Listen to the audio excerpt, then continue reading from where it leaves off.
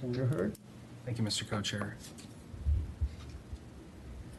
Colleagues, this, I'll be honest with you, is probably the toughest bill I've ever had to speak on as far as keeping my emotions and attitude in check, but I'm going to do the best I can.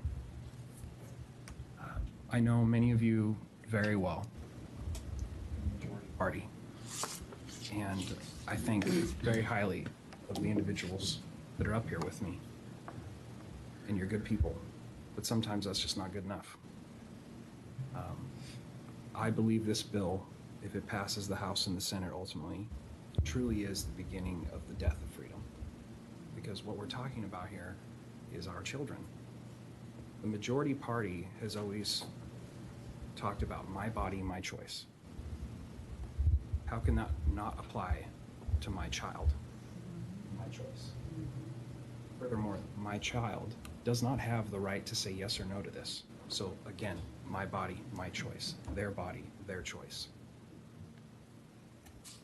We are on the edge of fully pushing through the final steps of what I believe is an absolute orchestrated push by some of the most corrupt, evil people on the planet in these major pharmaceutical companies. I know, and I want to tell all these good people out here, you are not evil people. You are good people. I know you are. That's not political BS. I know you are. I know how much you care about kids. I know how much you care about freedom. You're wrong on this.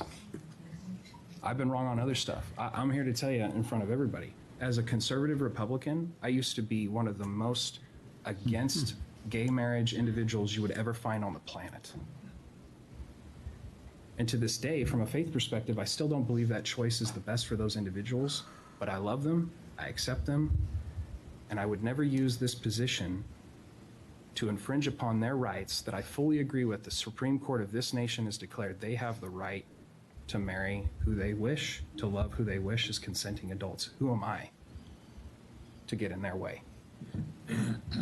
If I can do that for you, if I can do that for them, as somebody who used to be very radical, and you have showed me how to not be that way anymore, that I was wrong. When I came into this building, it was Republicans good, Democrats bad.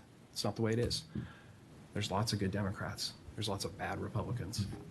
Like I said, it was a Republican president who gave cover to these despicable human beings that run these pharmaceutical companies. I don't understand how they can be so horrible in every possible way, except for when it comes to the invasion of our homes and our children's bodies. A lot of people will say to me, well, don't you fear infectious diseases, whether it's measles, polio, whatever? Yeah, of course I do. Everybody in this room does.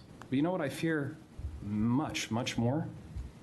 A government, a state that has such profound,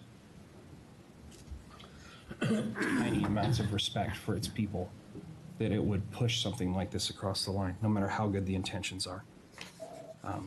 There's no accountability for these pharmaceutical companies. I'm gonna finish with this. My grandfather served in the Second World War. I speak about him often because I'm so proud of him. He almost died twice. Should have died twice. I should not be here because of what my grandfather went through to voluntarily go into one of the worst wars this world's ever seen. For what? For his family, for his country. But it was for freedom, for liberty, not just for himself, not just for his family and his country, but for other people across this world. I know, even though he's not here today to tell me, I know how my grandfather would tell me to vote on this. Please don't do this. Be the Democratic Party of the past who stands up for the little people, who has changed this guy's heart. Don't go backwards.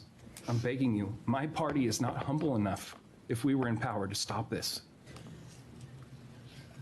Please be different. Thank you, Senator. Representative.